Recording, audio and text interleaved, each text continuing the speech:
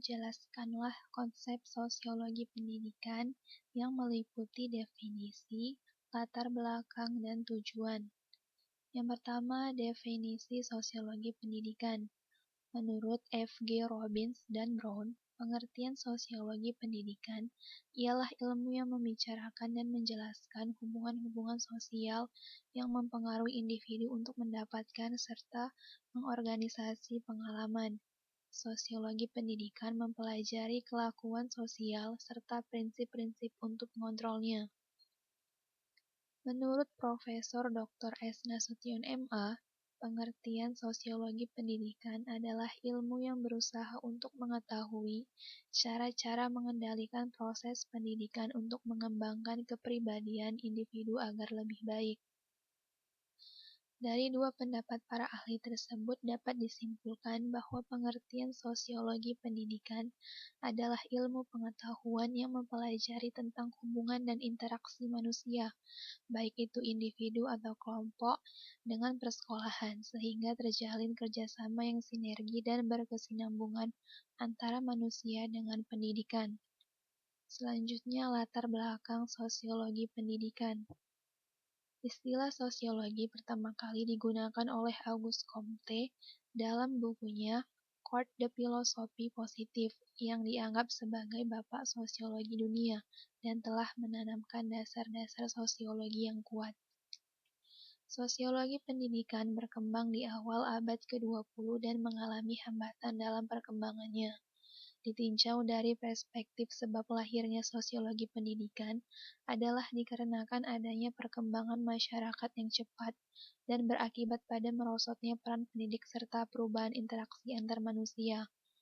Setelah selesai Perang Dunia Kedua, perkembangan masyarakat berubah secara drastis, di mana masyarakat dunia menginginkan adanya perubahan dalam menyahuti perkembangan dan kebutuhan baru terhadap penyesuaian perilaku lembaga pendidikan. Institusi pendidikan tidak mampu mengejar perubahan sosial yang cepat itu, sehingga muncullah persoalan-persoalan pendidikan yang tidak teratasi, dan kemudian persoalan pendidikan tersebut diatasi dengan menggunakan pendekatan sosiologis yang melahirkan suatu disiplin ilmu baru yang disebut sosiologi pendidikan. Selanjutnya, tujuan sosiologi pendidikan.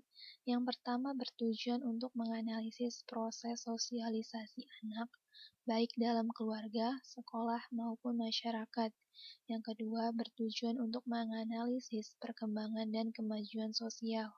Yang ketiga bertujuan menganalisis status pendidikan dalam masyarakat. Yang keempat, bertujuan menganalisis partisipasi orang-orang terdidik atau berpendidikan dalam kegiatan sosial.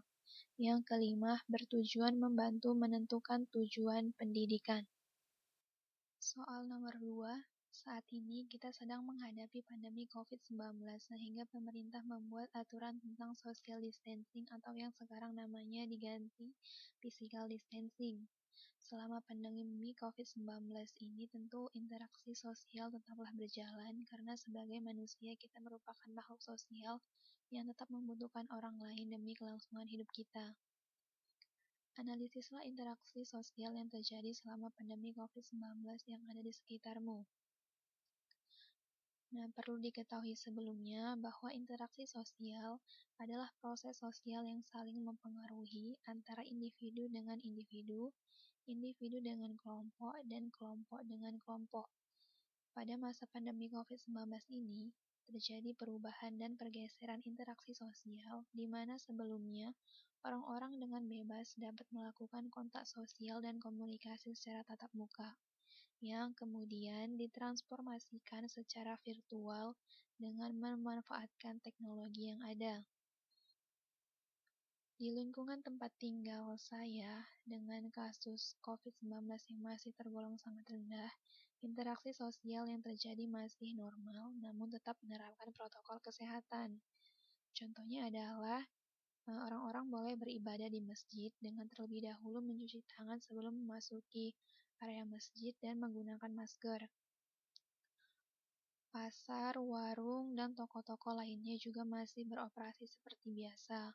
Kemudian, kegiatan sekolah Ada sebagian sekolah yang melakukan pembelajaran tatap muka, namun dibatasi hanya 50% siswa, dan juga pembatasan jam pelajaran.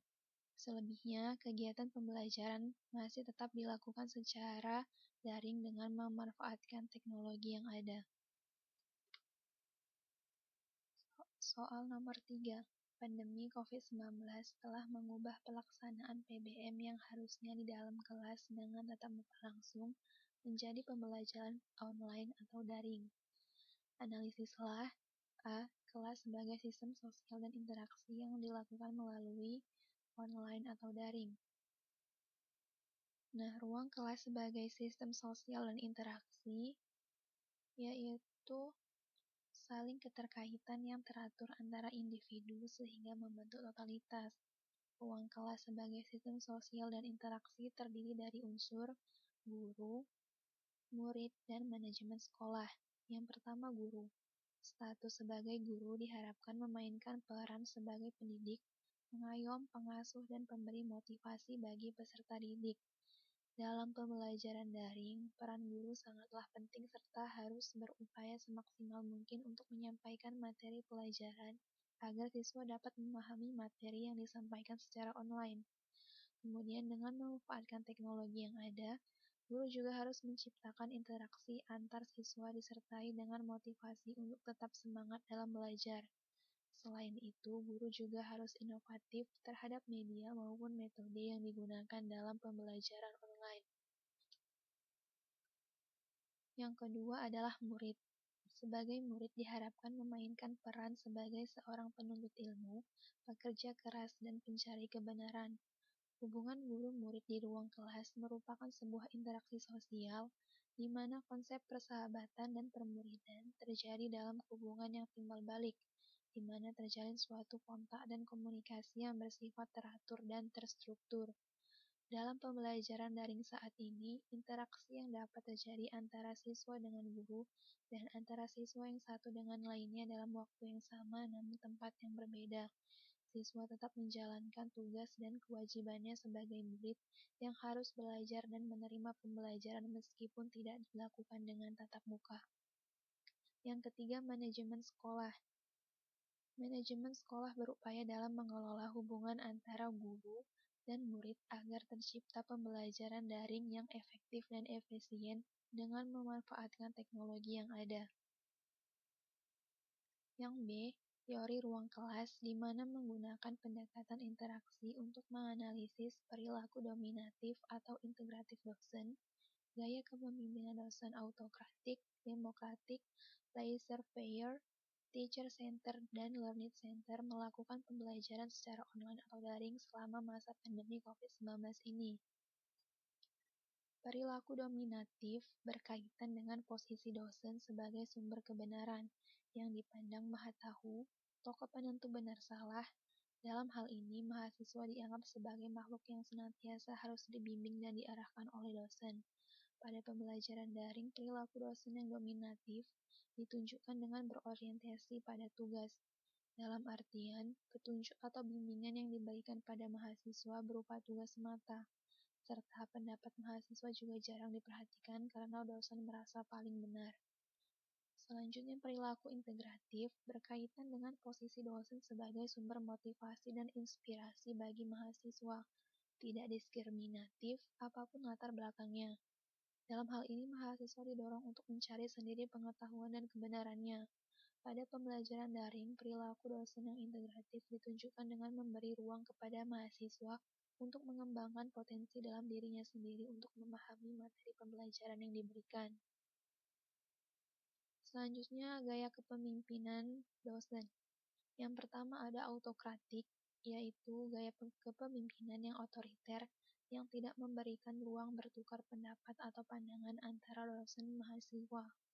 Yang kedua, demokratik, yaitu adanya ruang untuk bertukar pandangan atau pendapat demi kebaikan bersama dikonstruksikan secara bersama melalui musyawarah ruang bertukar pendapat atau pandangan antara dosen dengan mahasiswa. Yang ketiga, laissez-faire, yaitu gaya kepemimpinan yang cuek, di mana mahasiswa diperbolehkan melakukan apa saja apabila dipandang penting untuk dilakukan. Selanjutnya, dalam pembelajaran daring saat ini, gaya kepemimpinan dosen yang demokratik paling banyak diterapkan, karena dengan gaya kepemimpinan ini memberikan ruang gerak bagi kreativitas bersama yang membentuk sosial budaya yang solider dan saling menghargai. Gaya kepemimpinan demokratik juga memberikan kesempatan dan pelayanan yang sama kepada mahasiswa untuk mendapatkan pendidikan di kampus sesuai dengan kemampuannya. Kemudian, teacher center dan learner center. Teacher center yaitu pembelajaran yang berpusat pada pengajar, sedangkan learner center yaitu pembelajaran yang berpusat pada pelajar. Dalam pembelajaran daring saat ini, proses belajar yang itu berpusat pada pelajar atau learner center, di mana pengajar berfungsi sebagai fasilitator dan peran aktif pelajar didorong untuk lebih banyak bertanya dan berdiskusi mengenai materi yang diberikan.